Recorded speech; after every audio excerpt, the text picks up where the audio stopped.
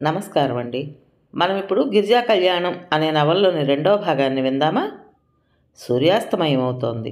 ఆరు బయట గాలి చల్లగా హాయిగా ఉంది. హిమాయత్ సాగర్లో బోట్లు తిరుగుతున్నాయి. వాటిల్లో చందుతో వచ్చిన ఫ్రెండ్స్ ఉన్నారు. చందు బ్రిడ్జి దగ్గర నిలబడున్నాడు. అతని చేతుల్లో బైనాక్యులర్స్ ఉన్నాయి. వాటితో దూరంగా బోట్లో ఉన్న ఫ్రెండ్స్ని చూస్తున్నాడు. ఒక బోటు బ్రిడ్జి దగ్గర నుంచి వెళుతోంది. చందు హాయ్! అందులో ఉన్నవాళ్ళు చేయి ఊపారు. హాయ్! కుడి చేత్తో బైనాక్యులర్స్ చూస్తూ ఎడం చెయ్యి ఎత్తి ఊపాడు. అతని పక్కన ఒక అమ్మాయి నిలబడి ఉంది. ఆ అమ్మాయి జుట్టు దువ్వుకున్న తీరు, గోళ్ల పాలిషు, భుజానికున్న బ్యాగ్ చూస్తే ఎంతో శ్రద్ధగా తయారైనట్టుగా ఉంది. రజని, నువ్వు వాళ్ళతో వెళ్ళమంటే వెళ్ళలేదు చూడు, వాళ్ళు ఎలా ఎంజాయ్ చేస్తున్నారో అన్నాడు. రజని అతన్నే చూస్తోంది. నీరెండలో చందు ముఖం మెరుస్తోంది. గాలికి కొద్దిగా చెదిరిన అతని క్రాఫు నుదుటి మీద పడుతోంది. అది చూడటానికి ఎంతో అందంగా ఉంది. రజని పావుగంట నుంచి అతన్నే తదేకంగా పరిశీలిస్తోంది. అతని చెంపలు, గడ్డం, భుజాలు ఎంతో తీరుగా ఉన్నాయి. అతను నిలబడటంలోనే ఒక రకమైన మగసిరుంది. మెత్తని టెరీన్ షర్టు గాలికి వెనక్కి ఎగురుతూ అతని శరీరపు బిగువుని మరింత అందంగా చూపిస్తోంది. అతని ముఖం ఎప్పుడూ ఆనందోత్సాహంతో దీప్తివంతంగా ఉంటుంది. విషాద ఛాయలు కానీ, అశాంతి మబ్బులు కానీ ఆ కళ్ళల్లో ఎప్పుడూ కనిపించవు. అతన్ని చూసిన ఏ ఆడపిల్లైనా అతి ప్రశాంతంగా ఉన్న అతని జీవితంలో తలదాచుకునే అదృష్టం తనకు లభిస్తే బాగుండునని కోరుకుంటుంది. రజని గోముగా అడిగింది, ఈరోజు ఉదయం ముందుగా నేనే బర్త్డే గ్రీటింగ్స్ చెప్పాను. నాకు బహుమతి ఇస్తానన్నావు. ఏం కావాలో అడగమని ఇప్పటికి 10 సార్లు చెప్పాను. నిజంగానా? నేను ఒట్టి మాటలు ఎప్పుడైనా చెప్పానా? రజని నవ్వింది. అయితే అడగనా? అడుగు. క్షణంసేపు తటపటాయించినట్టు చూసింది. తర్వాత చందు చేతి మీద చేయి వేసింది. నేను అడిగిన దాన్ని తప్పక ఇస్తావు కదూ? స్నేహితులు ప్రాణం అడిగినా ఇస్తాను. చందు, నాకు నువ్వే కావాలి. నేనా? రజని అప్పటికే తలని అతని భుజానికి ఆనించి పరవశంగా కళ్ళు మూసుకుంది. Chandu, I love you. ఎన్నాళ్ళ నుంచో నీకు ఈ మాట చెప్పాలని. ఎప్పుడూ నీ చుట్టూ 10 మంది ఉంటారు. సమయమే దొరకదు. ఈరోజు భగవంతుడు నన్ను కనికరించాడు. నీతో నాకు ఏకాంతం దొరికింది. అతని ముఖంలో బోరు ఫీల్ అవుతున్న భావం తొంగి చూసింది. కానీ అది రెప్పపాటు మాత్రమే. అతను రవ్వంత కూడా చలించలేదు. ముఖంలో చిరునవ్వు చెదరలేదు. బైనాక్యులర్స్తో దూరంగా ఆకాశంలో ఎగురుతున్న పక్షుల్ని శ్రద్ధగా చూస్తున్నాడు. నా మనసంతా నువ్వే చందు. నువ్వు లేకుండా నేను బ్రతకలేను. మీ కుటుంబానికి మా కుటుంబం డబ్బులో కానీ పేరులో కానీ ఏమాత్రం తీసిపోదు. మా డాడీ బాగానే సంపాదించారు. పెళ్ళి ఎలా కావాలంటే అలా జరిపిస్తారు. పెళ్ళా? అతను కంపరంగా చూశాడు. అన్యాయం, చాలా ఘోరమైన అన్యాయం. పుట్టినరోజు శుభాకాంక్షలు చెప్పినందుకు బహుమతి కావాలన్నావు. సరే అన్నాను. కానీ ఇంత పెద్ద బహుమతి కోరడం దురాశ. దురాశ దుఃఖానికి చేటు అన్నారు కదా పెద్దలు. నవ్వాడు. రజని సీరియస్గా చూసింది. చందు, నవ్వులాటగా తీసుకోకు. నా మనసులోని మాట నీకు తెలియజేయడానికి అదొక సాకు మాత్రమే. Thank you. నువ్వు నన్ను పెళ్లి చేసుకుంటాను అనడమే నాకు పెద్ద కాంప్లిమెంట్ అనుకుంటాను. కానీ నేనందుకు సిద్ధంగా లేను. నీకు తెలియదేమో, నేను పెళ్లికి వ్యతిరేకిని.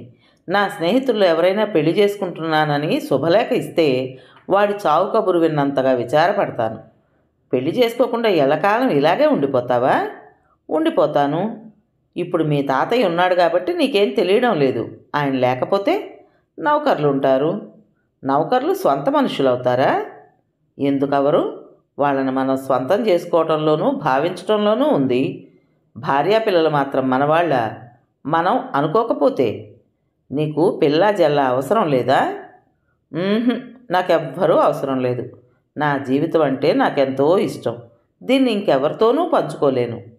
రజని అతన్నే విచిత్రంగా చూస్తోంది. ఎప్పుడూ నీకు ఈ వయసు ఉంటుందా? పెద్దయితే ఎవరు చూస్తారు? నాన్సెన్స్. ఎప్పుడో ముసలివాడిని అయిపోతానని, ఒంటరితనం వస్తుందని ఇప్పుడు ఈ జంజాటంలో ఇరుక్కోవాలా? నాకు స్వేచ్ఛ కావాలి. నేను ఒంటరిగానే ఉంటాను, ఒంటరిగానే చచ్చిపోతాను. నాకేం భయం లేదు. నాకెవరూ అవసరం లేదు. రజని ముఖం వెలవెలబోయింది. సారీ డియర్, నువ్వు ఇంకేదైనా అడిగి ఉంటే నీ కోరిక తప్పక తీర్చేవాడిని. రజని అతని చేయి విదిలించి కొట్టింది. అలాంటప్పుడు మాతో ఎందుకు చనువుగా ఉండాలి? అది నా తప్పు కాదు. నేను స్నేహం కోసం మీ వైపు చేయి చాస్తుంటే అది పెళ్లి కోసమని మీరనుకుంటే నేనేం చేయను? నాకు ఆడ మగ భేదం లేకుండా అందరితో స్నేహంగా ఉండడం అలవాటు. ఇలా స్నేహం చేసిన ప్రతి ఆడపిల్ల నన్ను పెళ్లి చేసుకోవాలనుకుంటే నాకు ఈ పాటికి 116 పెళ్ళిళ్ళు అయి ఉండేవి. రజని చర్చరా వెళ్ళిపోయింది. తెల్లటి బ్యాగ్ ఊపుకుంటూ ఎత్తుబూట్లు వేసుకుని విసవిసా వెళ్ళిపోతున్న రజనిని క్షణంసేపు బైనాక్యులర్స్తో చూశాడు చందు. పాపం ఆడపిల్ల అనుకున్నాడు. వీళ్లతో ఇదే పెద్ద చిక్కు. కాస్త చనువుగా మెసిలితే పెళ్ళి పెళ్ళి అంటారు. చందు బ్రిడ్జి దాటి నీళ్ళ దగ్గరికి నడుచుకుంటూ వచ్చాడు. ఇంతలో బోటు దగ్గరకు వచ్చింది. అందులో నుంచి రమేష్, కోమలి దిగారు. కోమలి ఒంటరిగా ఉన్న చందుని చూడగానే హాయ్ అంది. హాయ్. చందు బోట్లోకి ఎక్కాడు. నేను కూడా రానా? ఇప్పుడేగా వాళ్లతో తిరిగి వచ్చావు. నీతో కలిసి తిరగలేదుగా, వస్తాను. ఇంతలో దూరంగా కార్ డోర్ గట్టిగా వేసిన చప్పుడు కారు స్టార్ట్ అయిన ధ్వని వినిపించింది. కోమలి తిరిగి చూసింది. రజని కారు డ్రైవ్ చేసుకుంటూ వెళ్ళిపోతోంది. రజని వెళ్ళిపోతోంది ఏమిటి? తలనొప్పిగా ఉందిట. నిజంగానా? నిజంగానే. రజని వెళ్ళిపోయిందనే కోమలి ముఖం వికసించింది. బోటు మళ్ళీ నీళ్లలో బయలుదేరింది. చందు నీళ్ల మీద మెరుస్తున్న సూర్యరశ్మిని చూస్తున్నాడు. ఎంతో బాగుంది కదూ? కోమలి అతని దగ్గరగా జరిగింది. అతను అవునన్నట్టు తల ఊపాడు. చందు, నీకు ఎలాంటి భార్య కావాలి? కావ్యనాయక లాంటిదై ఉండాలి. అంటే పెద్ద జడ, గండు మీనాల్లాంటి నేత్రాలు, గులాబీ రేకుల్లాంటి పెదవులు, సన్నటి నడుము, తామరతోళ్ళు లాంటి చేతులు, అందమైన చిన్న పాదాలు. కోమలి ముఖంలో సంతోషం ఎగిరిపోయింది. కారణం? కోమలిది కత్తిరించిన జుట్టు. డైటింగ్ పేరుతో సన్నగా ఉంటుంది. కళ్ళు చిన్నవి. అది కాకుండా ముఖానికి కళ్ళజోడుంది. అలాంటి ఆడపిల్లలు కావాలంటే కేవలం పుస్తకాల్లో, కల్పనలోనే దొరుకుతారు. ఆ కల్పనకి ప్రాణం పోసినట్లున్న అమ్మాయి దొరికినప్పుడే పెళ్లి చేసుకుంటాను. అయితే నీకు ఈ జన్మలో పెళ్లి కాదు. పోనీ ఇలాగే ఉండిపోతాను. నేను పెళ్లి చేసుకుంటే నా తృప్తి కోసం, నా ఆనందం కోసమే చేసుకుంటాను. ఏదో ఒక పెళ్ళిలే అని సరిపెట్టుకునేలా చేసుకోను. నీకు అలాంటి అమ్మాయి దొరకకూడదని దేవుణ్ణి ప్రార్థిస్తాను నేను. అదేమిటి? ఎందుకని? అంతే మరి. నేను నీకు నచ్చనప్పుడు నీకు నచ్చిన వాళ్ళెవ్వరూ నీకు దొరకకూడదు. అదే సంగతి. అసలు ఆ మాట చెప్పమే మరి. చందు బిగ్గరగా నవ్వాడు. అతని నవ్వు చక్కలి గింతలు పెట్టినట్లుగా నీళ్లు కూడా అలలు అలలుగా కదులుతున్నాయి. పెళ్ళి పెళ్ళి. మీ ఆడపిల్లలకి ఎంతసేపు పెళ్ళి మాట తప్ప ఇంకో ధ్యాసే ఉండదు. పెళ్ళంటే ఏముంది? పిల్లలు, రోగాలు, ఇదే జంజాటం. మీకెవ్వరికి హాయిగా స్వేచ్ఛగా బ్రతకడం చేత కదా? పంజరంలో పక్షుల్లా మాటి మాటికి ఆ బందిఖానాయే బాగుంది అనుకుంటారు. నాకు ఆడపిల్లలంటే స్నేహమైగా ఉండాలి. అనవసరమైన సిగ్గులు పడకుండా, అతివాచాలత్వం లేకుండా ఉండాలి అన్నాడు చందు. కోమలి అతన్నే చూస్తోంది. ఇతను స్వేచ్ఛగా తిరగడానికి బాగా అలవాటు పడ్డాడు. అందుకే పెళ్ళంటే ఇంత భయపడుతున్నాడు అనుకుంది. చందుని తదేకంగా చూసిన కోమలి నిట్టూర్చింది. ఇలాంటి డబ్బు గల వాళ్ళకి అసలు పెళ్ళిళ్ళెందుకు? వాళ్ళ జీవితం ఒక పిక్నిక్లా గడిచిపోతుంది. ఇంతమంది ఆడపిల్లలతో స్నేహం చేస్తున్నా ఒక్క అమ్మాయితో కూడా అతను స్నేహానికి మించిన బాంధవ్యం పెట్టుకోకపోవటం విచిత్రమే. చందు చూడటానికి నవ్వుతూ తుళ్ళుతూ సరదాగా ఉంటాడు కానీ అంతరాంతరాల్లో అతను చాలా తెలివిగలవాడు. అందుకే అమ్మాయిలందరితో కలిసి తిరుగుతున్నా ఏ అమ్మాయి అతన్ని పెళ్లిలోకి లాగి బంధించలేకపోయింది. ఇది తన ఒక్కదాని ఓటమే కాదు, అతను కావాలనుకున్న ప్రతి ఆడపిల్ల పొందే అపజయమే అనుకుంది కోమలి. మధ్యాహ్నం ఎండ ఎంతో తీక్షణంగా ఉంది. విజయవాడలో గ్రీష్మ ఋతువు అప్పుడే తన అధికారం నెలకొల్పుకోవడానికి తాపత్రయపడుతున్నట్లుగా ఉంది. 4 కుటుంబాలు కాపురం ఉంటున్న ఆవరణది. ఒక వాటాలో ఏది మాట్లాడినా రెండో భాగం వాడికి వినిపిస్తుంది. ఆఖరి వాటాలో 14 సంవత్సరాల కుర్రాడు మూలుగుతున్నాడు. అదే గదిలో కిటికీ దగ్గర కుర్చీలో కూర్చుని పసుపు నీలం రంగుల కలయికలతో వైర్ బ్యాగ్ని చకచకా అల్లుతోంది ఒక అమ్మాయి. ఎవరికోసమో ఎదురు చూస్తున్నట్లుగా వీధి వైపు మాటి మాటికి చూస్తున్న ఆ అమ్మాయి మూలుగు వినిపించగానే మంచం వైపు తిరిగింది. వెంటనే చేతిలో అల్లుతున్న సామాన్ అక్కడ పడేసి లేచి వచ్చింది. రవి, రవి భుజం తట్టి పిలిచింది. మంచంలో సొమ్మసిల్లినట్టుగా పడుకుని ఉన్న కుర్రాడు నీరసంగా కళ్ళు తెరిచాడు. గిరిజక్క దీనంగా చూశాడు. ఏమిట్రా? ఏమిటోగా ఉంది, చాలా భయం వేస్తోంది చేతులు చాస్తూ అన్నాడు. గిరిజ చప్పున మంచం మీద కూర్చుంది. రవి ముఖం నిండా చెమటలు అలుముకున్నాయి. మళ్ళీ గుండె నొప్పిగా ఉందా? తల మీద చేయి వేస్తూ అడిగింది. అవునన్నట్టు తల ఊపాడు. గిరిజ లేచి వెళ్ళి అల్మైరాలో ఉన్న టాబ్లెట్ తీసి మంచినీళ్లు పట్టుకొచ్చింది. తమ్ముడిని లేపి కూర్చోబెట్టి టాబ్లెట్ మింగించి మంచినీళ్లు తాగించింది. రవి గట్టిగా ఆయాసపడుతున్నట్లుగా ఊపిరి పీలుస్తున్నాడు. అతని ముఖం నిండా చెమటలు అలుముకున్నాయి. గిరిజ తాటాకు విసనకర్ర తీసుకొచ్చింది. తమ్ముడి తలని ఒళ్ళోకి తీసుకుని మెల్లగా విసరసాగింది. కొద్దిసేపటికి అతనికి నొప్పి తగ్గినట్లుగా ముఖం ప్రశాంతంగా అయింది. పోస్ట్ వచ్చిందా అక్క? నీరసంగా అడిగాడు. లేదురా, ఇవాళ ఎందుకో ఆలస్యమైంది. పోస్ట్ మ్యాన్ వచ్చి వెళ్ళిపోయాడేమో. నేను అన్నం తిన్నప్పటి నుంచి ఆ కిటికీ దగ్గర కూర్చొని చూస్తూనే ఉన్నాను. ఇంతవరకు ఎంత డబ్బు వచ్చింది? 434 రూపాయలు. రవి పాలిపోయిన పెదవుల మీద చిరునవ్వు మెదిలింది. అయితే ఇంకా నీ ప్రకటన ఖర్చు కూడా రాలేదన్నమాట. నేను అప్పుడే చెప్పానా లేదా? ప్రకటనలు చదవగానే దానం చేసే తీరుబాటు, శ్రద్ధ ఎవరికి ఉంటాయక్క? అలా అనుకురా. ఏమిటో నాకైతే ఆ భగవంతుడు ఏదో రూపంలో తప్పకుండా మనకు సాయం చేస్తాడని నమ్మకంగా అనిపిస్తోంది. అదంతా ఒట్టి భ్రమక్క. మధు వచ్చెళ్ళాడా? లేదు. ఇంటర్వ్యూ ఉందని చెప్పాడుగా, అక్కడి నుంచి ఇంకా రాలేదేమో. రవి గిరిజ చేయి పట్టుకున్నాడు. అక్క, మధుమూర్తి ఎంతో మంచివాడు కదూ. మనం అడగకుండానే అన్నీ సాయం చేస్తాడు. అందుకనే ఆ వరమ్మ గారి కోపం.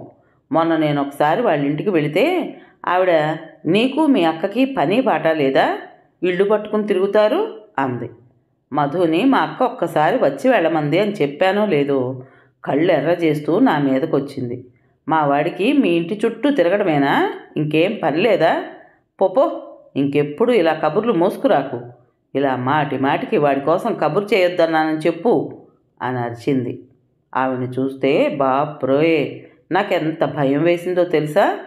నాన్న బ్రతికున్నప్పుడు ఆవిడ మన ఇంటికి అన్నగారు అంటూ ఎలా వచ్చేది. నాన్న దగ్గర ఎన్నిసార్లు డబ్బు అప్పు తీసుకుంది. రవి, నువ్వు అవన్నీ ఆలోచించకు, నిద్రపో. గిరిజ తమ్ముడి తల మీద చేయి వేసి నిమిరింది. గిరిజ మెల్లగా విసురుతుంటే రవికి చెమటలు తగ్గినాయి. ఆరాటం శాంతించినట్లుగా నిద్రలోకి జారిపోయాడు. గిరిజ ఇంకా అలాగే విసురుతూ తమ్ముడి తల నిమురుతోంది.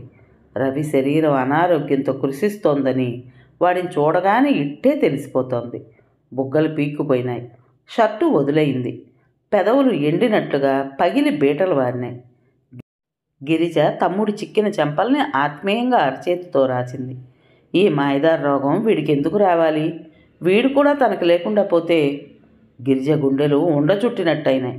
అసలే 2 సంవత్సరాల క్రితం తండ్రి కామెర్లకు గురై మరణించడంతో తన జీవితం చీకటైపోయింది. ఆ కటిక చీకట్లో వీడు చిన్న ఆశాదీపంగా అయ్యాడు. తండ్రి పోయినా సరే ఒకరికొకరు అండగా ఈ ప్రపంచంలో ఎవ్వరూ చూడకపోయినా పర్వాలేదు అన్నట్టుగా తెచ్చిపెట్టుకున్న ధైర్యంతో బతుకుతున్నారు. భగవంతుడికి తన మీద ఎందుకంత కసి? వీణ్ణి కూడా నీకు దక్కనీను అన్నట్లుగా బెదిరిస్తున్నాడా?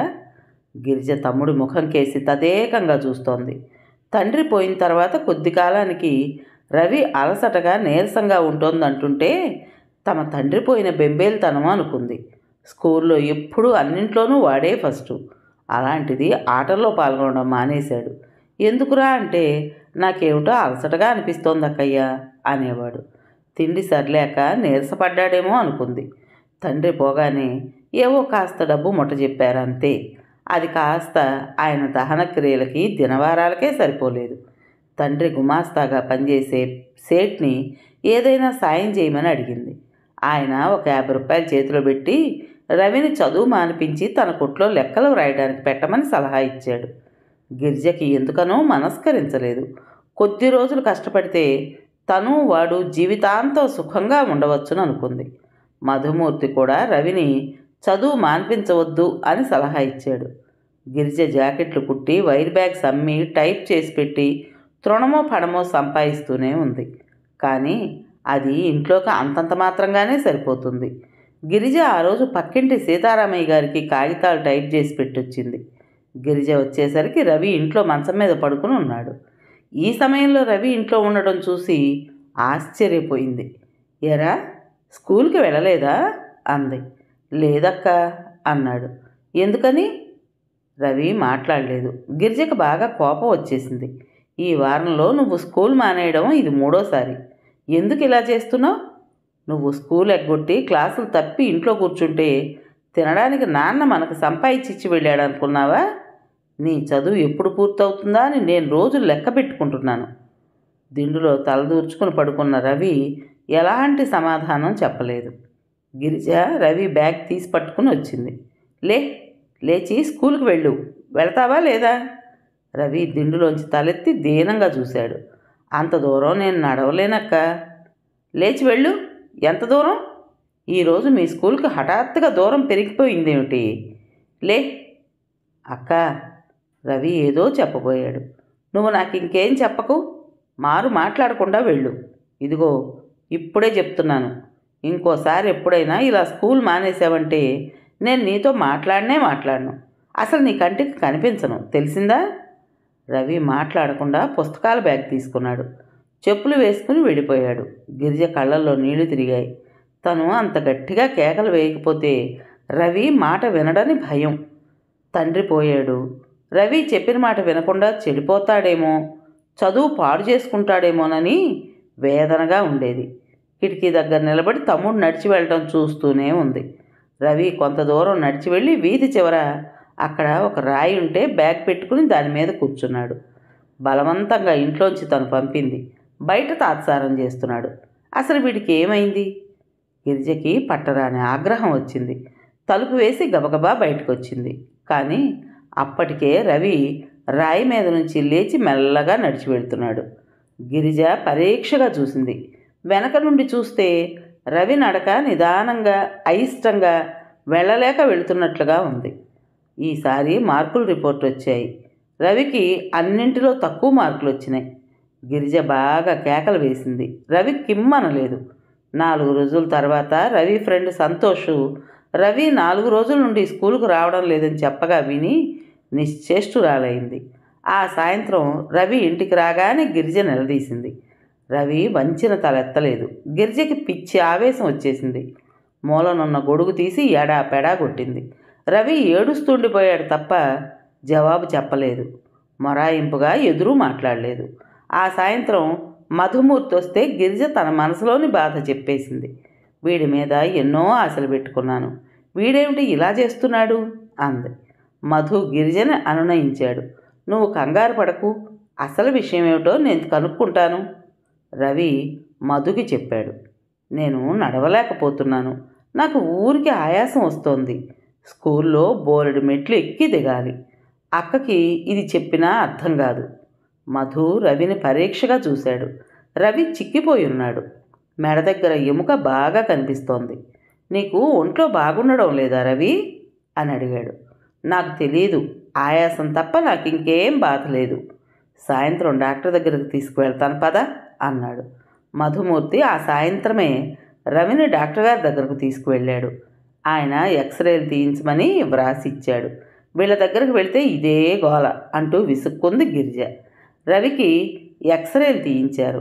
ఆ రోజు మధుమూర్తి రవిని వెంటబెట్టుకుని అవి తీసుకురావడానికి వెళ్ళాడు. గిరిజ సీతారామయ్య గారి కాగితాలు టైప్ చేస్తోంది. సీతారామయ్య గారు వకీలుగా చేస్తున్నారు. గిరిజ తండ్రి మీద అభిమానంతో గిరిజకు టైప్ మిషన్ ఇచ్చి టైప్ చేసి పెట్టే పని అప్పగించారు. ఆయన నెల జీతం ఇస్తారు. గిరిజ కాగితాలు ఇంట్లో టైప్ చేసి తీసుకువెళ్ళి ఆయనకు ఉదయం కోర్టుకు వెళ్ళే లోపల అందిస్తుంది. ఒక్కోసారి చాలా పని ఉంటుంది. రాత్రి పొద్దుపోయే వరకు టైప్ చేస్తూ కూర్చుంటుంది. ఈరోజు కూడా చాలా వర్క్ ఉంది. గిరిజ టైప్ చేయడం ముగించి కాగితాలు బొత్తిగా పెట్టింది. అల్మేరాలో ఉన్న గడియారం చూసింది. 8 గంటలు అవుతోంది. మధుమూర్తి రవి ఇంకా రానే లేదు. ఇంతసేపు చేశారేమిటి అనుకుంది. ఇంతలో మధుమూర్తి రానే వచ్చాడు. రవి అతను రిక్షాలో వచ్చారు. రవి లోపలికి వచ్చాడు. అతని చేతిలో ఎక్స్రేలు ఉన్న కవర్ ఉంది. మధు కూడా లోపలికి వచ్చాడు. డాక్టర్ ఏమైనా చెప్పాడా అని అడిగింది. ముందు కాసిన మంచినీళ్ళు ఇవ్వు అన్నాడు.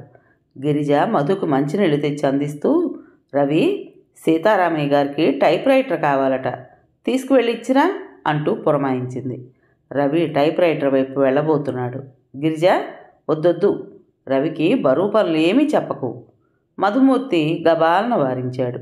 రవిని వీలైనంత విశ్రాంతిగా ఉండని అన్నాడు. గిరిజ ఆశ్చర్యంగా చూసింది. డాక్టర్ ఏమన్నాడు అంది. చెబుతానుగా, నువ్వు మొదట రవికి అన్నం పెట్టు, తిని పడుకుంటాడు అన్నాడు.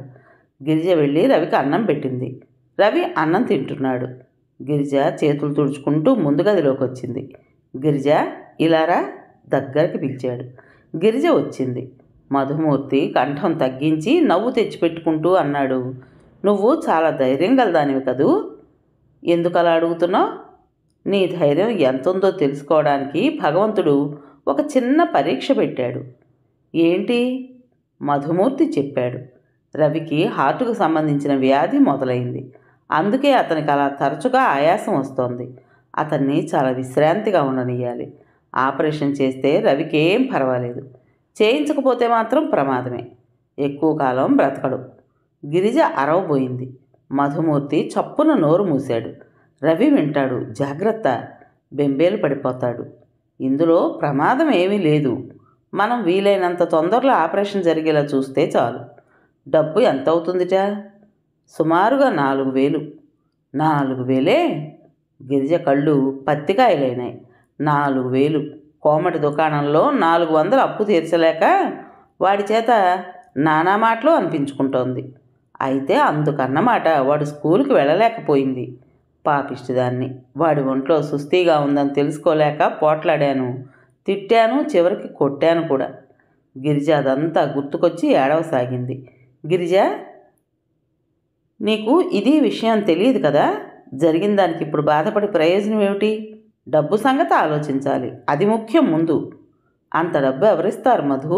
బేలగా చూసింది. నువ్వు సీతారామయ్య గారిని అడుగు, నేను కూడా ఎక్కడైనా అప్పు దొరుకుతుందేమో ప్రయత్నిస్తాను. మధు, మాకు నువ్వు తప్ప ఎవ్వరూ లేరు. మధు కళ్ళు చెమర్చినాయి. ఆ మాట నువ్వు ప్రత్యేకంగా చెప్పాలా? నాకు తెలియదా? గిరిజ, నా శాయశక్తులా నీకు సాయం చేస్తాను, నువ్వు ధైర్యంగా ఉండు. మధుమూర్తి గిరిజకు బాగా ధైర్యం చెప్పి వెళ్ళిపోయాడు. రాత్రయింది. గిరిజ మంచం మీద అలాగే కూర్చుంది. కంటి మీదకు కునుకు రావడం లేదు. మాటి మాటికి గిరిజ కళ్ళు నిద్రపోతున్న తమ్ముడి మీదనే నిలుస్తున్నాయి. వీడు కూడా లేకపోతే నాకు దిక్కెవరు? గిరిజకి ఏడుపు వచ్చేసింది. తను ఏం పాపం చేసిందని భగవంతుడు ఇలా చేస్తున్నాడు? ఆపరేషన్ చేస్తే నయమవుతుంది అన్న మధు మాటలు గుర్తుకొచ్చాయి. సుమారు 4,000 ఖర్చు అవుతుంది. రాయవెల్లూరులో కానీ ఢిల్లీలో కానీ చేస్తారు. ఇప్పుడిప్పుడు హైదరాబాద్లో కూడా చేస్తున్నారు. మధు ఆ వివరాలు కనుక్కుంటానన్నాడు. 4,000 ఎక్కడి నుండి తేవడం? ఎక్కడి నుంచైనా సరే పుట్టించి తీరాలి, లేకపోతే వాడిని చేతులారా మృత్యువుకు అప్పజెప్పినట్టే అవుతుంది. మంచం మీద రవి శరీరం చైతన్యరహితంగా కనిపించినట్టయింది. గిరిజ ఊహామాత్రంగానైనా కంపించిపోయింది. వీల్లేదు, ఎలాగైనా సరే 4,000 సంపాదించాలి. ఆ మహమ్మారి లాంటి వ్యాధి నుంచి రవిని రక్షించాలి. గిరిజలో భయంకరమైన పట్టుదల వచ్చేసింది. నీ ధైర్యం ఎంతుందో తెలుసుకోవటానికి భగవంతుడు ఒక చిన్న పరీక్ష పెట్టాడు అన్న మధు మాటలు గుర్తుకొచ్చాయి. గిరిజ ఈ పరీక్షలో నెగ్గడానికి దృఢంగా నిశ్చయించుకుంది. ఆ రోజు నుంచి గిరిజ 4,000 కూడబెట్టడానికి చేయని ప్రయత్నం లేదు, పడని తాపత్రయం లేదు. మొదట సీతారామయ్య గారిని వెళ్ళి ఎక్కడైనా అప్పు ఇప్పించమని అడిగింది. 4,000? ఆయన ఆశ్చర్యంగా చూశాడు. ఎవరిస్తారు? నువ్వు ఎలా తీర్చగలవు? ఏ నమ్మకం మీద ఇస్తారు అన్నాడు. గిరిజ సమాధానం చెప్పలేకపోయింది. అతి కష్టం మీద ఆయన 400 ఇచ్చాడు. వాళ్ళని వీళ్ళని అడిగితే మరో 200 రూపాయలైనాయి. పోగు చేసిన ఈ డబ్బు కూడా నిలవడం లేదు. రవికి మందులకి టానిక్కులకి కరిగిపోతూనే ఉంది. గిరిజ అతి కష్టం మీద 6 నెలలకి 500 రూపాయలు కూడబెట్టగలిగింది. గిరిజ తాపత్రయం చూస్తుంటే మధుమూర్తికి ఎంతో జాలి వేస్తోంది. గిరిజ, నాకు ఉద్యోగం దొరికితే ఎంత బాగుంటుంది కదూ అనేవాడు. అతను BA పాస్ అయ్యి ఉద్యోగాన్వేషణలో ఉన్నాడు. తిరిగి తిరిగి చెప్పులు అరుగుతున్నాయే తప్ప ఎక్కడా ఉద్యోగమే దొరకలేదు. మధుమూర్తి చెల్లెలు లక్ష్మి, గిరిజ ఇద్దరూ స్నేహితురాళ్ళు. లక్ష్మికి పెళ్ళై 4 ఏళ్ళయింది. 3 పిల్లలు. చిన్నప్పటి నుంచి ఏ కాస్త కష్టం వచ్చినా లక్ష్మికి చెప్పడం అలవాటు. లక్ష్మి పెళ్ళై అత్తవారింటికి వెళ్ళడంతో మధుమూర్తి చనువయ్యాడు. అందులో తమ్ముడికి ఈ సుస్థి వచ్చిన తర్వాత గిరిజ ప్రతి చిన్న విషయానికి సలహా కోసం అతని దగ్గరికి వెళ్ళడం బాగా అలవాటైంది. గిరిజ 10 సార్లు కొడుకు కోసం రావడం మధుమూర్తి తల్లి అయిన వరమ్మకి ఇష్టం లేదు. కొడుకు పెళ్లి గురించి ఆవిడ ఎన్నో ఆశలు పెట్టుకుంది. మధు గిరిజల మధ్య ఎక్కువ అవుతున్న ఈ చనువు ఇంకెక్కడికి దారితీస్తుందోనని ఆవిడకి భయం. అందుకే ఆవిడ గిరిజ వచ్చినప్పుడల్లా సూటిపోటీ మాటలతో ఏదో ఒకటి అంటూనే ఉంటుంది. మధు తల్లి మాటలు లక్ష్య పెట్టవద్దంటాడు. లక్ష్మి కూడా ఉత్తరాల్లో అదే వ్రాస్తుంటుంది. గిరిజకి స్వతహాగా స్వాభిమానం ఉంది. తను ఎవరిని ఏమీ అనదు. ఎవరైనా మాట తూలి అంటే భరించి ఊరుకోదు.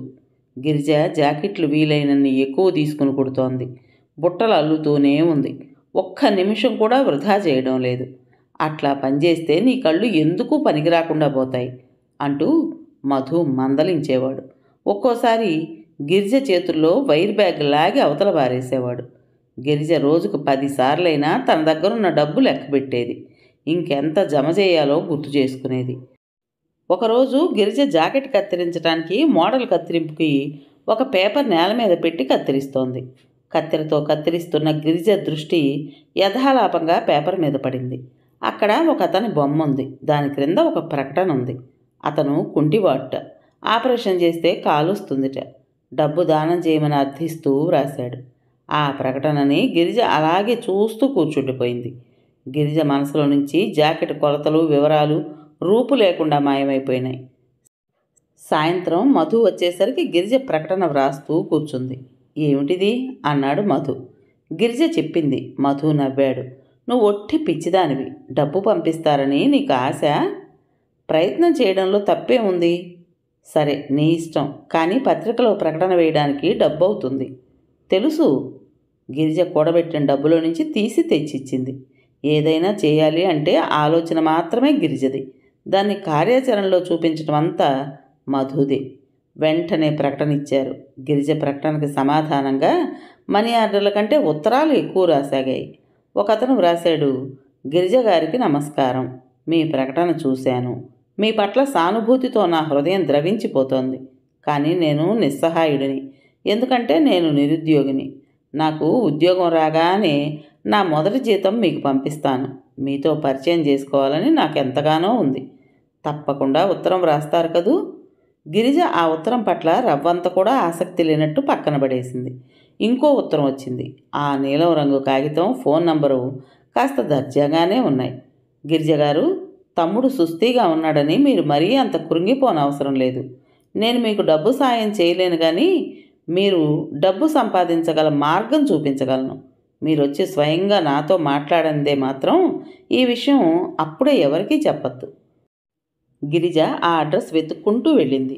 తెల్లటి బట్టలు వేసుకున్న ఒక బట్టతల పెద్ద మనిషి ఉన్నాడు. అతను ఇంగ్లీష్ ధారాళంగా మాట్లాడుతున్నాడు.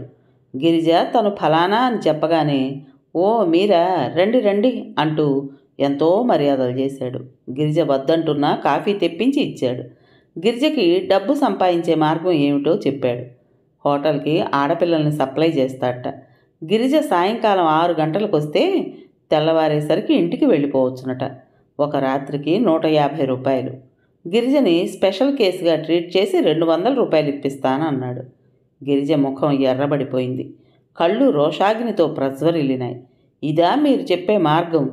నా తమ్ముడికి ఆపరేషన్ చేయించలేకపోతే ఇంత విషం మింగి చస్తాను, అంతేగాని అంటూ అతను వ్రాసిన ఉత్తరం చూసి ముక్కలు చేసి అతని ముఖాన కొట్టొచ్చింది. గిరిజ ఇంటికొచ్చిన తర్వాత కూడా ఆ అవమానం మర్చిపోలేకపోతోంది. ఏడుస్తూ కూర్చుంది. మధుమూర్తి వచ్చాడు. గిరిజా అని పిలిచాడు. గిరిజ తలెత్తింది. మధుమూర్తి దగ్గర ఏ విషయమైనా దాచడం అలవాట్లేదు. అందులో మనసు కొత్తలాడిపోతుందేమో. సాయంత్రం తనకెదురైన భయంకరమైన అనుభవం గురించి చెప్పేసింది. అతను చాలా బాధపడ్డాడు. నువ్వు డబ్బు యావలో పడి మరీ ఉచితానుచితాలు మర్చిపోతే ఎలా? నాకు తెలియకుండా అసలు ఎందుకు వెళ్ళావు అంటూ మందలించాడు. ప్రకటనకి సమాధానంగా రోజూ పోస్ట్ వస్తూనే ఉంది. ఒకతను వ్రాశాడు. గిరిజాదేవి, మీ తమ్ముడికి వైద్యం చేయించలేను నేను, కానీ మీ తమ్ముడు పోతే ఒంటరిదాన్ని అవుతాననే దిగులు మాత్రం మీకు లేకుండా చేయగలను. మిమ్మల్ని నేను పెళ్ళాడతాను. నాకు మీ కుటుంబంతో పని లేదు, కట్నం అవసరం లేదు అంటూ రాశాడు. నేనిప్పుడు పెళ్లి కోసం ఏడుస్తున్నానా? గిరిజ ఆ ఉత్తరం గిరాటు కొట్టింది. ఒక మనీ ఆర్డర్ వచ్చింది. ఒక 10 సంవత్సరాల పాప చేసింది. కాన్వెంట్లో చదువుతోందిట. తన ఫ్రెండ్స్ని అడిగి చందాలు పోగు చేసి పంపింది. గిరిజ గారికి దేవుడు మీ తమ్ముడు ఆరోగ్యం చక్కబరచాలని నేను నా స్నేహితులు ప్రార్థిస్తున్నాం. పద్మిని. గిరిజ చెమర్చిన కళ్ళతో ఆ ఉత్తరం ముద్దు పెట్టుకుంది. వెంటనే పద్మినికి ఉత్తరం రాసింది. చెల్లి, నువ్వు పంపిన మనీ ఆర్డర్ అందింది.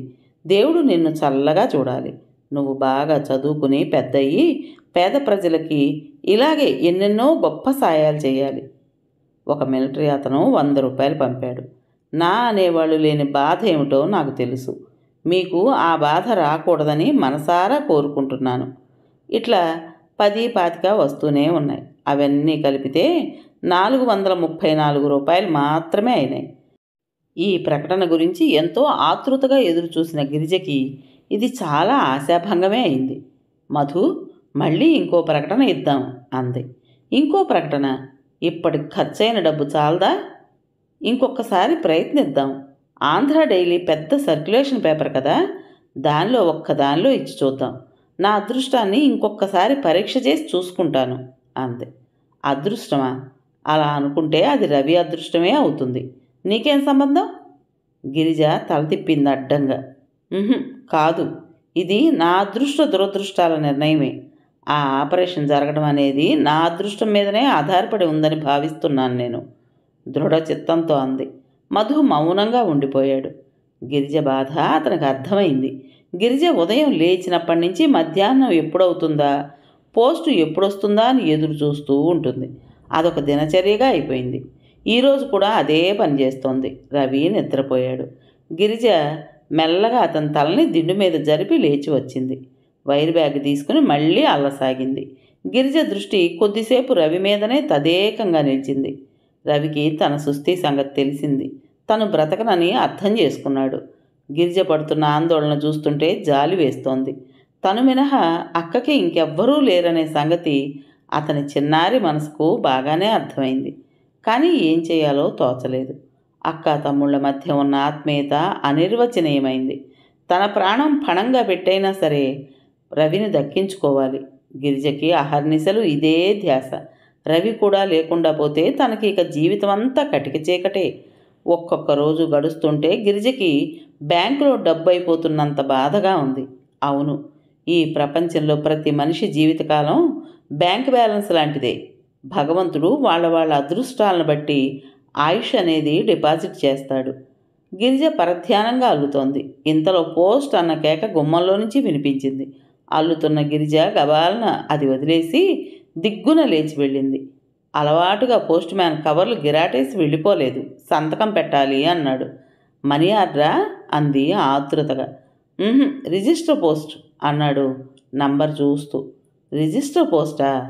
గిరిజ ముఖంలో ఆశాభంగం ఎదురైంది. కొంతమంది ఉత్తరాలే రిజిస్టర్ పోస్టులో వ్రాస్తారు. సాధారణంగా డబ్బు పంపిన వాళ్ళకంటే పంపని వాళ్ళవే ఉత్తరాలు సుదీర్ఘంగా ఉంటాయి. గిరిజ సంతకం పెట్టి ఉత్తరం తీసుకుంది. ఫ్రమ్ అడ్రస్ చూసింది. Chandrasekharam, care of post master GPO, Hyderabad అని ఉంది. గిరిజ కవర్ చించి కాగితాలు తీసుకుంది. అందులో చిన్న ఉత్తరం ఉంది. గిరిజ కళ్ళు వేగంగా ఆ వాక్యాలు చదివినాయి. అందులో ఇలా ఉంది: గిరిజ గారికి మీ ప్రకటన నా హృదయాన్ని కదిలించింది.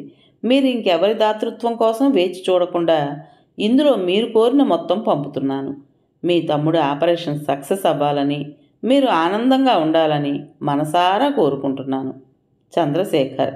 ఆ ఉత్తరానికి జత చేసి 2000 రూపాయలకి డీడీ ఉంది. గిరిజ నిశ్చేష్టురాలైంది. తన కళ్ళని తనే నమ్మలేకపోతోంది. రవి! పిచ్చిదానిలా పెద్ద కేక పెట్టింది. రవి నిద్రలోంచి ఉలిక్కి పళ్ళేచాడు. ఏమిటక్క? గిరిజ అప్పటికే మంచం దగ్గరికి పరిగెత్తింది. రవి, చూడరా చూడు, 2000 రూపాయలకి డీడీ. నిజమేనా లేక నా కళ్ళు మోసం చేస్తున్నాయా? చూడు. గిరిజ గబగబా ఉత్తరం చదివి వినిపించింది. రవి ఉత్తరం డీడీ తీసుకుని చూశాడు. తను మళ్ళీ స్వయంగా చదివి తలెత్తేసరికి రవి కళ్ళ నిండా నీళ్లు కమ్ముకున్నాయి. అక్క అన్నాడు రవి. రవి! గిరిజ కళ్ళ నుండి అప్పటికే బొటపటా నీళ్లు కారిపోతున్నాయి. మంచం మీద కూర్చుని చప్పున రవిని కౌగలించుకుంది. గిరిజ ఏడుస్తోంది, నవ్వుతోంది కూడా. ఇద్దరూ ఏదో పెద్ద ప్రమాదం నుండి బయటపడినట్లు సంబరపడిపోతున్నారు. ఎవరో ఈ ధర్మాత్ముడు అన్నాడు రవి. మన పాలిడు దేవుడ్రా, ఆయన చేసిన మేలు ఈ జన్మలో మర్చిపోలేము కంపిస్తున్న కంఠంతో అంది గిరిజ. ఇక నాకు నయమైపోతుందిగా అక్క? తప్పకుండా, సాయంత్రమే డాక్టర్ దగ్గరకు వెళదాం. ఉండు, మధు ఇంట్లో ఉన్నాడేమో చెప్పొస్తాను అంటూనే మంచం మీద నుండి లేచింది. ఆ కవర్ తీసుకుని చెప్పులైనా వేసుకోకుండా వీధిలోకి పరిగెత్తింది. బయట ఎండ మార్చేస్తోంది. కాళ్ళు అంటుకుపోతున్నాయి. కానీ గిరిజకి అదేం తెలియడం లేదు. వీధి చివరున్న మధుమూర్తి ఇంటికి పరిగెత్తుకొచ్చింది. మధు ఉన్నాడా అండి అని అడిగింది. ఎందుకు? వాడిప్పుడే ఎక్కడి నుంచో వచ్చాడు, ఇంకా భోజనం కూడా చేయలేదు, స్నానం చేస్తున్నాడు అంది ఆవిడ ఆరాగా అడ్డు నిలుస్తూ. మధుతో పనుందండి. గిరిజ ఆవిడ్ని పక్కకు తోసి పరిగెత్తింది. దొడ్లో బాత్రూంలో మధు స్నానం చేస్తున్నట్లు నీళ్ల చప్పుడు వినిపిస్తోంది. తూములో నుంచి సబ్బునీళ్ళు యువతలకు వస్తున్నాయి. మధు, మధు! గిరిజ బాత్రూం తలుపులు బాదింది. లోపల నీళ్ల చప్పుడు ఆగింది. ఏమిటి గిరిజ అన్నాడు. 2000 రూపాయలకి డీడీ వచ్చింది. ఎవరో ఒక ఆయన పంపాడు. నా మాట అబద్ధం కాదు, నిజంగా చెప్తున్నాను. ఇదిగో చూడు. తలుపులు ఊపింది. లోపల స్నానం చేస్తున్న మధు గబాలను ఆ తలుపులు తెరుచుకోకుండా 2 చేతులతో అదింపెట్టాడు. గిరిజ, నేను స్నానం చేస్తున్నాను. తలుపులు గట్టిగా ఊపకు. వీటి గడియ సరిగ్గా లేదు. త్వరగా రా. ఇప్పుడే వస్తాను. అక్కడ తాడు మీద తువ్వాలుంది, కొంచెం ఈ తలుపు పైన వెయ్యి. గిరిజ తువ్వాలు తెచ్చి వేసింది. కొద్దిసేపటికి మధుమూర్తి యువతలకు వచ్చాడు. గిరిజ ఉత్తరం అందించింది. నాకు కళ్ళజోడు కావాలి అన్నాడు. గిరిజ వెళ్ళి తెచ్చిచ్చింది. మధు అది పెట్టుకుని ఉత్తరం చదివాడు. ఇప్పుడైనా ఈ లోకంలో ధర్మాత్ములు ఉన్నారని నమ్ముతావా? మధు క్షణంసేపు గిరిజ ముఖాన్నే తదేకంగా చూశాడు. ఎండలో రావడం వల్లనో లేక సంతోషాతిశయంతోనో గిరిజ ముఖం కందిపోయి గులాబీ రంగులో ఉంది. కళ్ళు ఆనందోత్సాహంతో మెరుస్తున్నాయి. నమ్ముతాను అను. మధు నవ్వాడు. నమ్ముతాను గిరిజ. ఏమనో తెలుసా? ఇది కేవలం నీ అదృష్టం అని ఉత్తరం చూపించి గిరిజ వైపు చూపుడు వేలు చూపిస్తూ అన్నాడు. గిరిజ నవ్వింది. రాజగోపాలరావు గారు సిలుకు పంచె, లాల్చి, జరి అంచు ఉత్తరీయం ధరించి ప్రయాణానికి సిద్ధమయ్యారు. ఆయన సూట్ కేసు సర్ది సిద్ధంగా ఉంది. కారు పోర్టుకోలో సిద్ధంగా ఉంది. ఆయన మాటి మాటికి టైం చూసుకుంటున్నారు. శాయన్న, ఏడీ చందు రానేలేదే? అదే అర్థం కావడం లేదు బాబు. మధ్యాహ్నం అనగా వెళ్ళారు. స్నేహితులందరికీ ఫోన్ చేశారా? మేనేజర్ని అడిగారు. అందరినీ కనుక్కున్నాను, ఎక్కడా లేడు అన్నారాయన. ఆయన నిట్టూర్చాడు. టైం అయిపోతోంది అన్నారాయన. చిన్నబాబు ఎప్పుడూ ఇంతే. ఎదురుగా నిలబడితే మాటలతో మనల్ని కరిగించేస్తారు, చేతలతో మండిపోయేలా చేస్తారు అన్నాడు శాయన్న. ఇంతలో ఫోన్ గణగణా మోగింది. రాజగోపాలరావు గారు ఫోన్ తీసి హలో అన్నారు. అవతల నుంచి చందు గొంతు కంగారుగా వినిపించింది. తాతయ్య, రమేష్కి యాక్సిడెంట్ అయింది, చాలా సీరియస్గా ఉంది, నేను ఇంటికి రాలేను అన్నాడు. ఆయనకి చాలా కోపం వచ్చింది. మన ఊరి ప్రయాణం మర్చిపోయావా నువ్వు? సారీ తాతయ్య, దేవుడు ఇలా చేస్తాడని నేను కల్లో కూడా అనుకోలేదు. నేనేం చేయను? నీ ఫ్రెండ్స్ ఎప్పుడూ ఉంటారు. ఈ ప్రయాణం మరోసారి రాదు. తాతయ్య, సృష్టిలో తీయంది స్నేహమేనోయ్ అన్నారు. ఈ స్థితిలో వాణ్ణి వదిలేసి వస్తే నేను మనిషిని కాదు, రాక్షసుణ్ణన్నమాటే. నువ్వే చెప్పు. రావు బహద్దూర్ రాజగోపాలరావు గారి మనవడు హృదయం లేని పాషాణం అనిపించుకోవడం నీకు బాగుంటుందా? Chandu, don't talk non sense. ఇంటికి రా. మీ అత్తయ్యకి వస్తున్నామని ఉత్తరం వ్రాసాం. ఆవిడ ఏమనుకుంటుందో ఆలోచించు. ఏమనుకుంటుందో తాతయ్య? ప్రాణ స్నేహితుడు యాక్సిడెంట్ అయ్యి దెబ్బలు తగిలి పడుంటే వదిలి రమ్మంటుందా? అలా రమ్మని ఆవిడంటే అలాంటి వ్యక్తికి నేను కొంచెం కూడా గౌరవం ఇవ్వను, అసలే వెళ్ళను. అయితే నువ్వు ఊరు రావన్నమాట. రాలేను తాతయ్య, I am helpless. Shut up. Thank you very much. Chandu వెంటనే ఫోన్ పెట్టేశాడు. చందు, చందు ఆయన ఫోన్లోనే అరిచారు. అవతల నుంచి గుయ్యమన్న శబ్దం జవాబుగా వచ్చింది. ఫోన్ పెట్టేసిన రాజగోపాలరావు గారు ఉసూరుమంటూ కుర్చీలో కూలబడ్డారు. చందు ఊరు రావడం లేదు. వాడు జగమొండి. రాను అన్నాడా, ఇక రాడంతే. 10 రోజుల క్రితం చందు మేనత్త దగ్గర నుంచి శుభలేఖ, ఉత్తరం వచ్చినాయి. కొడుకు పెళ్ళిట. చందుని చూసి దాదాపు 3 సంవత్సరాల పైగా అవుతోందని, వాడిని తప్పకుండా తీసుకుని పెళ్లికి రావాల్సిందిగా కోరుతూ ఆవిడ మరీ మరీ ఉత్తరం వ్రాసింది. రాజగోపాలరావు గారు మనమడికి ఆ ఉత్తరం ఇచ్చారు. చందు చదివి ఇచ్చేశాడు. ఏమంటావు? పెళ్ళికి వెళ్తావా అని అడిగారు. పెళ్ళికా? గుంటూరా? అబ్బా, వాళ్ళతో నాకు పెద్దగా చనువు లేదు, బోరుగా ఉంటుంది తాతయ్య. చందు, నీ పద్ధతి నాకేం నచ్చలేదు. నువ్వు పెద్దవాడివి అవుతున్నావు. ఎప్పుడూ స్నేహితులు స్నేహితులు అంటూ వాళ్ళతోనే గడిపితే ఎలా? నా తర్వాత ఈ ఇంటి బాధ్యత అంతా నీ మీద ఉంది. బంధువులు ఎవరెవరో తెలుసుకోవాలి, వస్తూ పోతూ ఉండాలి. ఒకసారి 2 సార్లు కలిస్తే పరిచయాలు అవే పెరుగుతాయి. చందు విసుగును దాచిపెట్టి చిరునవ్వుతో అన్నాడు. నన్నేం చేయమంటావు తాతయ్య? మీ అత్తయ్య మరీ అంతగా వ్రాసింది. నువ్వు ఈ పెళ్ళికి వెళ్ళకపోతే బాగుండదు, బయలుదేరు. 2 రోజులు ముందు వస్తానని మీ అత్తయ్యకి ఉత్తరం రాయి. నేనా? అవును, నువ్వే. ఏమిటి అలా చూస్తావు? ఉత్తరం వ్రాయడానికి నాకేం అభ్యంతరం లేదు.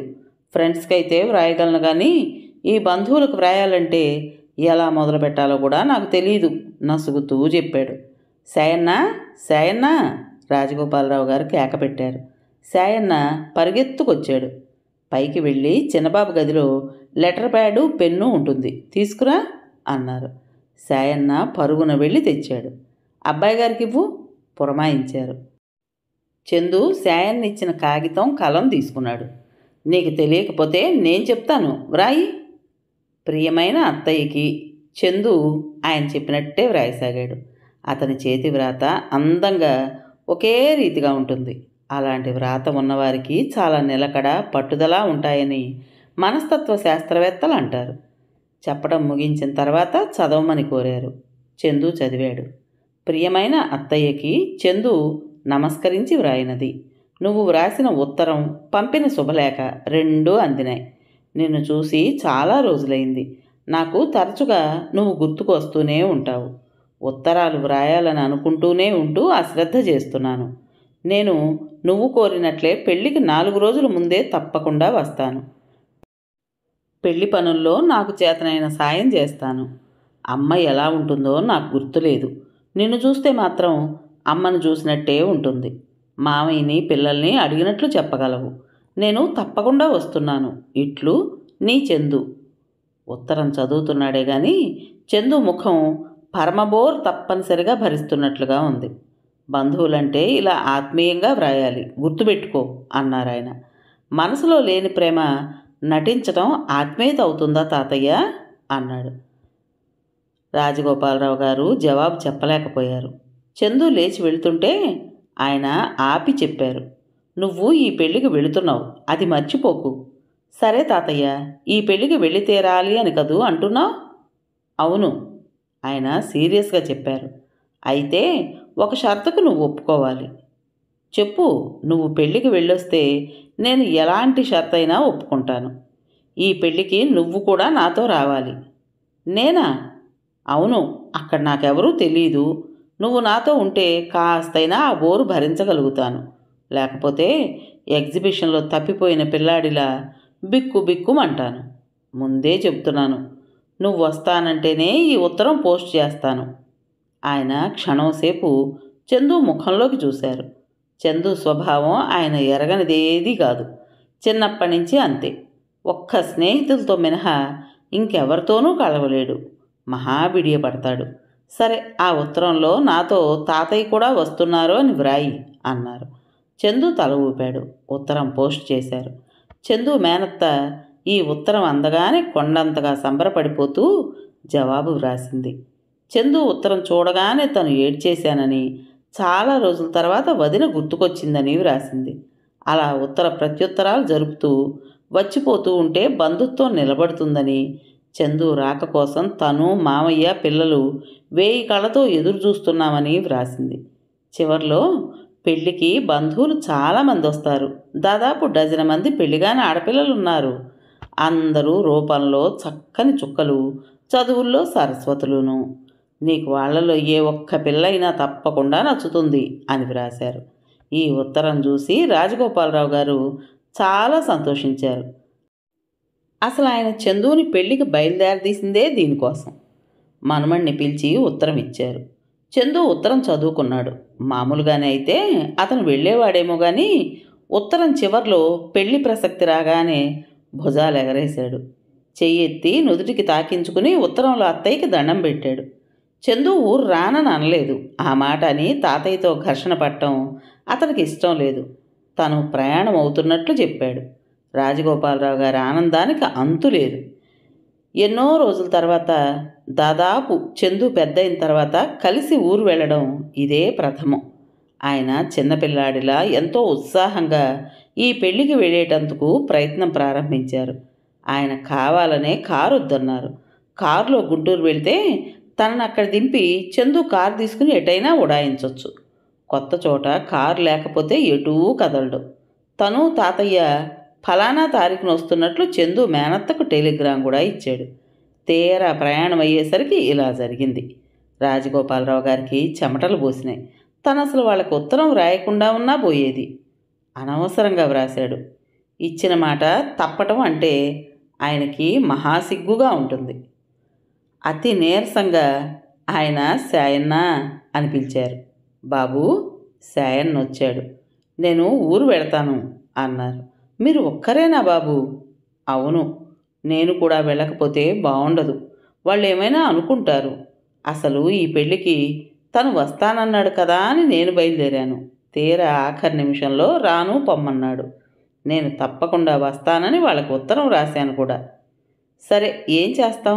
వాడి తరపున అందరికీ సంజాయిషి ఇచ్చుకోవడం నాకు అలవాటేగా. వస్తాను అన్నారు. ఆయన వెళ్ళి కారులో కూర్చున్నారు.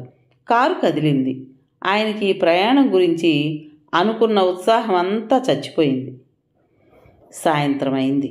అమ్మవారి గుడిలో రోజు కంటే ఆ వేళ రద్దీ ఎక్కువగా ఉంది. గిరిజ ఇస్త్రీ చీర కట్టుకుని జడలో పూలు పెట్టుకుని ముస్తాబయింది. రవిని వెంటబెట్టుకుని రిక్షాలో గుడికొచ్చింది.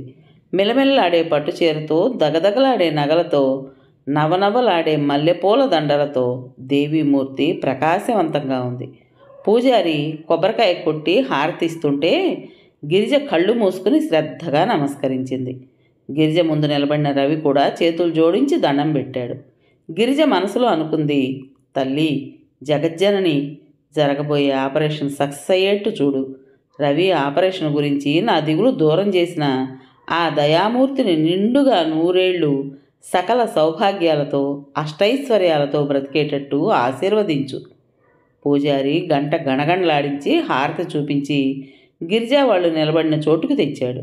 గిరిజ చిల్లర తీసి తను వేసి తమ్ముడి చేత వేయించింది. హారతిని భక్తిగా కళ్ళకద్దుకుంది. పూజ కాగానే ఇద్దరూ వచ్చి మంటపం అరుగు మీద కూర్చున్నారు. దేవాలయంలో గంటల మోత ఆవరణంతా ప్రతిధ్వనిస్తోంది. జనం చాలామంది వచ్చి వెళుతున్నారు. రవి ఆసక్తిగా అడిగాడు, అక్క, ఏమని దండం పెట్టుకున్నావు? ఇంకేమని పెట్టుకుంటాను, ఆపరేషన్ సక్సెస్ చేయమని. అంతేనా? మనకు సాయం చేసిన ఆ చంద్రశేఖర్ని కూడా చల్లగా చూడమని. మరి నువ్వేమని కోరుకున్నావురా? చెప్పనా? మా గిరిజక్క ఎప్పుడూ దిగులనేది లేకుండా సంతోషంగా ఉండాలని, మంచి భర్త రావాలని. గిరిజ నవ్వి తమ్ముడి తల మీద చేయి వేసి దగ్గరకు లాక్కుంది. అక్క, ఆ డబ్బు వచ్చిన తర్వాత నువ్వు చాలా సంతోషంగా ఉన్నావు కదూ? కాదట్రా మరి, లేకపోతే నీకు ఆపరేషన్ ఎలా అవుతుంది? ఆయన కనిపిస్తే ఏం చేస్తావక్క? ఏం చేస్తానా? గిరిజ ఒక్క క్షణం ఆలోచించింది. కనిపించాలే గాని నాకెంత సంతోషంగా ఉంటుందో. గబాలన వంగి పాదాలకు నమస్కరిస్తాను. మీ రుణం ఈ జన్మలో తీర్చుకోలేనండి అంటాను. నువ్వు కృతజ్ఞతగా వ్రాసిన ఉత్తరం ఆయనకు అందిందో లేదో. అందుతుందని నాకేం నమ్మకం లేదు రవి. ఆలోచించిన కొద్దీ ఆయనంటే నాకు గౌరవం ఎక్కువ అవుతోంది. ఆయన మనకు సాయం చేశాడే కానీ కనీసం కృతజ్ఞత కోసం కూడా చూడలేదు. అడ్రస్ కూడా ఇవ్వలేదు. నేను ఎక్కడ ఉత్తరం రాస్తానో అని కాబోలు. మనం హైదరాబాద్లో ఎన్నాళ్ళు ఉండాలక్క? డాక్టర్లు వెళ్ళి పొమ్మనే వరకు. ఎక్కడుంటాం? చెప్పానుగా, మధుమూర్తి చుట్టాలింట్లో. కొత్త చోటు, వాళ్ళు ఏమనుకుంటారో. రవి, అలాంటి సంశయాలు పెట్టుకునే పరిస్థితి కాదు మనది. ఎలా ఉన్నా సర్దుకుపోవాలి. నువ్వు అసలు హాస్పిటల్లోనే ఉంటావు. నేను నీకు తోడుగా ఎక్కువగా అక్కడే ఉంటాను. అయినా మనతో మధు వస్తాడుగా, మనకెందుకు భయం అంది. రేపేనా మన ప్రయాణం? అవును. మధు టిక్కెట్లు తెచ్చాడుగా, రేపు ఈ పాటికి ప్రయాణం హడావిడిలో ఉంటాం. ఒకసారి ఆ గుడి దీపాలు, వచ్చేపోయే జనం రద్దీ కళ్ళారా చూస్తున్నట్లు చూశాడు. నేను మళ్ళీ తిరిగి వస్తానా అక్క? ఇవన్నీ మళ్ళీ చూస్తానా? నాకైతే ఇదే ఆఖరేమో అనిపిస్తోంది. గిరిజ చప్పున తమ్ముడి తలను పట్టి లాగి గుండెలకు గట్టిగా అదుముకుంది. చిచి, ఏమిట్రా మాటలు? మనం ఎందుకు తిరిగి రాము? తప్పక తిరిగి వస్తాం. నాకు బాగా ధైర్యం ఉంది అంటుండగానే గిరిజ కళ్ళల్లో కూడా నీళ్లు తిరిగాయి. పైకి వాడికి ధైర్యం చెబుతోందే గాని ఆ మాట గుర్తుకొచ్చినప్పుడల్లా గిరిజ గుండెలు గజగజలాడుతూనే ఉన్నాయి. ఇద్దరు రిక్షా ఎక్కి ఇంటికొచ్చారు. గిరిజ రవికి అన్నం పెట్టింది. రేపే ప్రయాణం, ఇంకా బట్టలు ఇస్త్రీ చేసుకోవాలి, ఇల్లు సర్దాలి, ఎన్నో పనులున్నాయి. రాత్రి పొద్దుపోయింది. గిరిజ పనంతా ముగించుకుని వచ్చేసరికి రవి నిద్రపోయాడు. మంచం మీద పడుకోబోతున్న గిరిజ ఒక్క క్షణం ఆగింది. నిద్రపోతున్న తమ్ముణ్ణి తదేకంగా చూసింది. తర్వాత అల్మేరాలో ఉన్న పూజా కుంకుమ తీసి వేలుతో తన కనుబొమ్మల మధ్య పెట్టుకుంది. మరి కాస్త తెచ్చి నిద్రపోతున్న రవి నుదుటన పెట్టింది. అల్మేరా తలుపులు మూయబోతుండగా మళ్ళీ ఆగింది. కుంకుమ వేళ్లతో పట్టుకుని పెట్టె దగ్గరకు వెళ్ళింది. ఎడం చేత్తో అది తెరిచి అడుగునున్న ఉత్తరం తీసింది. దాన్ని మరోసారి చదివి ఉత్తరం చివర్లో చంద్రశేఖర్ అని సంతకం ఉన్న చోట బొట్టు పెట్టింది. తర్వాత ఉత్తరం ఆ కుంకుమతో మడిచి పెట్టేసింది. గిరిజకి ఎందుకో గాని ఆ ఉత్తరం ప్రాణాధికంగా అయింది. మర్నాడు గిరిజ వంట చేస్తోంది. మధుమూర్తి, గిరిజ గుడ్ న్యూస్ అన్నాడు. ఏమిటది? ఇటు చూడు, కాగితం చూపించాడు. అతనికి ఏలూరులో ఉద్యోగం వచ్చింది. 24 గంటల లోపల వచ్చి జాయిన్ అవ్వమని ఆర్డర్ అది. కంగ్రాచ్యులేషన్స్, ఎంత శుభవార్త! ఉండు, ఇప్పుడే వస్తాను. గిరిజ లోపలికి పరిగెత్తి డబ్బాలో పంచదార గుప్పెడితో తెచ్చి అతని నోట్లో పోసింది. మీ అమ్మకి చెప్పావా అంది. ఇక్కడ హెడ్ ఆఫీస్లో ఇప్పుడే ఆర్డర్ తీసుకున్నాను, ఇంకా ఇంటికి వెళ్ళలేదు. మొదట నీ దగ్గరకే పరిగెత్తుకొచ్చాను. గిరిజ ముఖంలో హఠాత్తుగా ఆనందం ఎగిరిపోయింది. భయాందోళనలు కమ్ముకున్నాయి. రేపు వెళ్ళి జాయిన్ అవ్వాలా? అవును, ఈ రాత్రి బస్సుకు బయలుదేరతాను. మధు, మన ఊరి ప్రయాణం మర్చిపోయావా? నువ్వు నాతో వస్తున్నావుగా? అతని ముఖం క్షణంసేపు ఆనందం తుడిచేసినట్టయింది. అవును గిరిజ, నేను కూడా అదే ఆలోచిస్తున్నాను. ఈ ఉద్యోగమేమో ఇప్పుడే వచ్చింది, వెళ్ళకపోతే పోతుంది. ఏం చేయమంటావు చెప్పు? నన్ను నీతో రమ్మనంటే నేను వచ్చేస్తాను. కానీ ఉద్యోగం మంచిది, వెళ్ళకపోతే పోతుందేమో. నా సందేహం కూడా అదే. నువ్వు హైదరాబాద్ వెళ్ళడానికి భయం ఏమీ లేదు. వాళ్ళు చాలా మంచివాళ్ళు. నీకు ఏ సాయం కావాలన్నా చేస్తారు. నువ్వు భయపడిన అవసరం లేదు. నేను ఈ రాత్రికి వెళ్ళిపోయి రేపు ఉద్యోగంలో జాయిన్ అయ్యి 2 రోజులు చేసి సెలవు పెట్టి వచ్చేస్తాను. సరేనా? సరే, నువ్వు మనస్ఫూర్తిగా వెళ్ళమంటేనే వెడతాను. వెళ్ళు మధు. నిజంగానే చెప్తున్నావా? గిరిజ తల ఊపింది.